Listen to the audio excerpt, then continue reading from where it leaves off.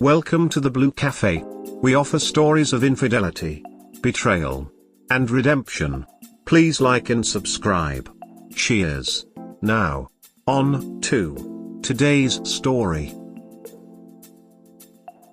My 26 meters fiance, 26F, spending time with her major client who used to bully me in high school, and I just found out they have a sexual history.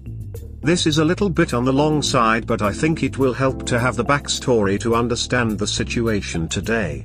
All names changed. My 26 meters wife, Becca, 26F, her best friend, Daria, 26F, and I all went to high school together, but I ran in a very different social circle. They played sports and were decently well-known/popular. I was really into art and computers, chubby with an awkward haircut. We all went to a really large high school, so it was more that I knew of them rather than actually knowing them. Becca and Daria have been best friends since they were really young. They both moved into the same neighborhood in preschool, and their parents are very close. In high school, there was a guy, Chris, 26 meters, who would regularly bully me. There was a name that Chris and his friends called me based on a thing that happened my sophomore year. It was essentially a trap that Chris and friends had set up so that I would be embarrassed and they could pretend I had done it to myself. I feel like I'm already doing a bad job hiding my identity, so let's just say that the name was Stinky. I hated it. They called me this all the time and made me the butt of many of their jokes. Chris was very popular and was friends with Becca and Daria in high school. Chris was good looking, wealthy, and he knew it. He walked around like he was untouchable. Insert all of the wealthy, athletic, good-looking stereotypes that you want here, they pretty much all rang true for him. I hated him and hated any time that I had to be around him. I know that a lot of people face some really violent bullying, so I don't want it to make it sound like I was physically tortured, but I did feel like I was relentlessly harassed. I was very thankful and excited to get out of my hometown and away from those people when I went to college. I don't know if it was growing up and growing into myself, the ability to reset my identity, or just getting away from bullies, but I really found myself in college. I'm still a bit nerdy and artistic, but I grew into my body. I started making friends and realized that I had something to offer the world. I rapidly became a lot more confident and comfortable socially. Becca and I ended up going to the same college a few hours away, but she didn't have a car. I offered her a ride home for Thanksgiving break, and it became a habit of riding together for breaks and chatting about life and school. We started to become friends and our friend groups started to combine. In sophomore year, our talks became deeper and more personal. I realized I was into her on the way home for Christmas and asked her on a date over break. We've now been together almost 7 years, engaged for the last year. We have a strong relationship, communicate well, go on regular dates and trips, and have supported each other through numerous ups and downs.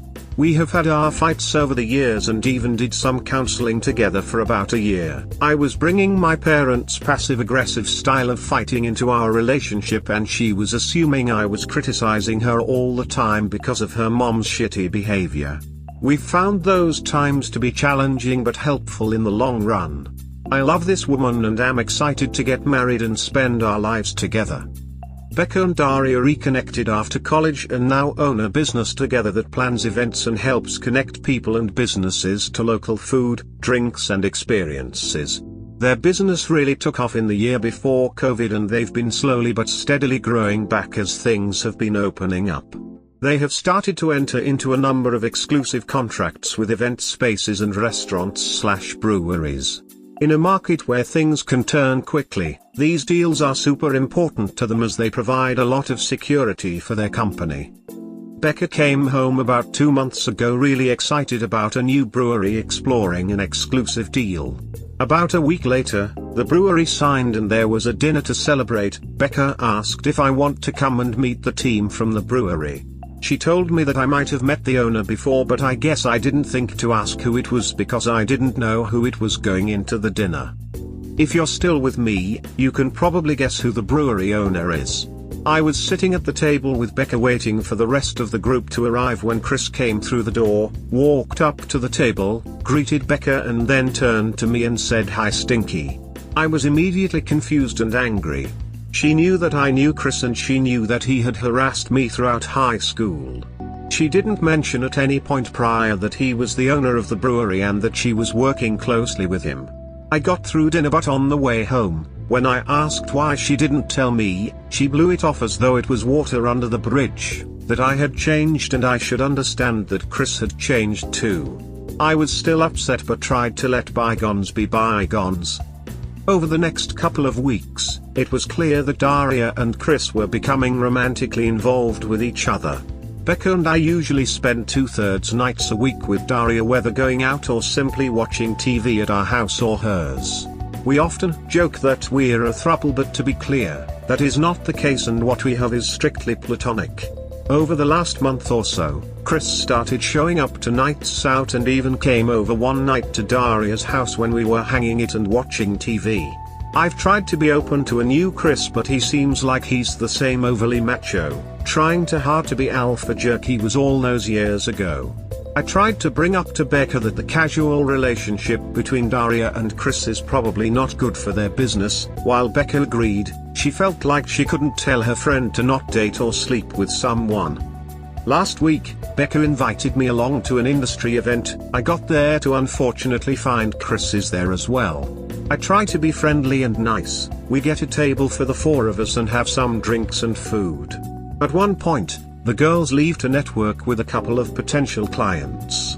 Out of nowhere, Chris starts talking about how this event might be a good place for him and Daria to find a woman to have a threesome with.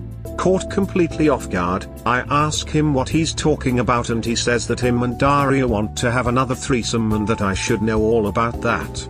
I was super confused and asked what he was talking about, and he proceeded to tell me that he, Daria and Becca had a couple of threesomes in high school and that he figured that I was having threesomes with the two girls as well. I felt blindsided and didn't know what to say. When we got home, Becca already knew I was upset about something and asked me what was wrong. I told her about what Chris had said and she tried to deny it at first, but then told me that it was partially true. What Becca told me was that Daria and Chris were FWBs for a bit at the end of senior year / right before college. Chris and Daria spent a few weeks talking with her about having a threesome with them, but she was on the fence. At a party when everyone was tipsy, it was brought up again and she went to a bedroom with them. Note for mods, they were all 18 at the time. They all stripped down and did a lot of kissing / touching, but Becca backed out of having sex and instead watched them. On Thanksgiving break of freshman year, the three talked about going all the way with it but ended up not being able to find free time for all of them. Daria then got a boyfriend and it was never brought up again. All of this was news to me. In addition to not really coming into myself until college, I was a late bloomer in terms of relationships. Becca was my first everything. I knew and wasn't upset that she had had sex before us, but we had never really gone into the when or who of that. Becca keeps saying that I never asked and she never lied about all this, but, especially with doing business with Chris, it feels like lying by omission to me. I'm struggling with all this. Chris did his best to make my life awful in high school and now is back. Almost every time I spent time with him, he seemed to be belittling me, making fun of me. He even told Becca in front of me that she could do better than me and was dating down. She told me later that it was just a joke and stop being so sensitive. It seems like this threesome / sex thing is just one more thing he can hold over me. He's a snake and always seems to say the worst stuff to me when Becca and Daria are just out of earshot. We've been arguing about this situation for about a week now. I asked Becca to cut all contact with him last night. She told me I was being unreasonable. He's with her best friend and they all do business together. I asked if Daria and her needed his brewery's contract. She keeps asking me why I can't move on and accept that Chris is a different person. Update: my 26 meters fiance, 26F, spending time with her major client who used to bully me in high school, and I just found out they have a sexual history. About 3 months ago, I made a post here about my fiance doing business and hanging out with a former bully. Here is the original post and the TLDR. My fiance's, Becca, business has started doing business with a guy, Chris, who bullied me in high school. As we have been spending more time with him, he has started to bully me again. At the same time, I found out he has a sexual history with my fiancée and her best friend, Daria. I don't want her to do business with him anymore and don't know where to go from here. In that post, I wrote that I wasn't looking to break up with my fiancé, rather, I was looking how to fix things. Almost all the comments were about how I needed to break up with this girl, call her out on her manipulative bullshit, etc. I was really pissed with the majority of advice I got and figured that Reddit didn't know what they were talking about. I guess those would be famous last words. In the week after I made my initial post, Becca and I seemed to have a daily fight about her and Chris. I came home from work one day after having a long fight the night before to find Becca not in our house. This wasn't surprising at the moment since she works a really irregular schedule, but then I noticed that a bunch of her things were missing. I tried to text her making sure she was okay and got a long text in response about how she was going to stay with her sister and how she needed some space for me not to contact her for a few days. I was confused, frustrated and upset, but figured that if all she needed was some space, hopefully that would be what could get our relationship back on track. The next night, Daria texted me asking if she could come over to talk. When she got there, she told me she had been a bad friend to me. Basically, there were a number of things she felt like she should tell me but didn't know where to draw the line between her friendship with me and her friendship with Becca. We talked for a few hours and multiple things came out. A few months before, Becca told Daria but she was doubting our relationship. Becca told her that she felt like we had gotten together so young that she was missing out on experiences by being with me. Note, Becca never said anything about this to me. When I was thinking later about what Daria had told me that night, I remembered that months prior, Becca had this really weird week where she was really distant and kept asking me questions about what it was about her that made me want to get married. She told me later that she had just been in a weird headspace and I kind of forgot about those conversations. When Becca and Daria first met with Chris, Becca was really flirty with him. In their industry/work connections, it's not uncommon for people to do things like be a bit flirty, a little touchy with each other or talk about their sex lives.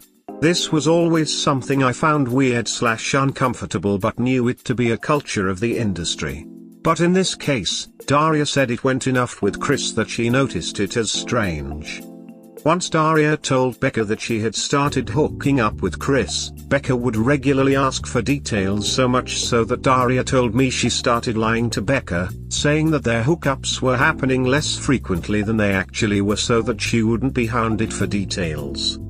A week or so before Becca and I fought about her connection with Chris, Becca was hounding Daria for details on the latest hookup and casually dropped that they should have a threesome with Chris. Daria said that she was super uncomfortable and immediately brought up Becca and my relationship. Becca said that she was just joking but made the same joke 3 or 4 other times until Daria said directly to her that it made her uncomfortable and that she needed to stop. Then she got to the biggest thing. On the night that Becca left, she showed up drunk at Chris's place. He let her in and then she tried to sleep with him.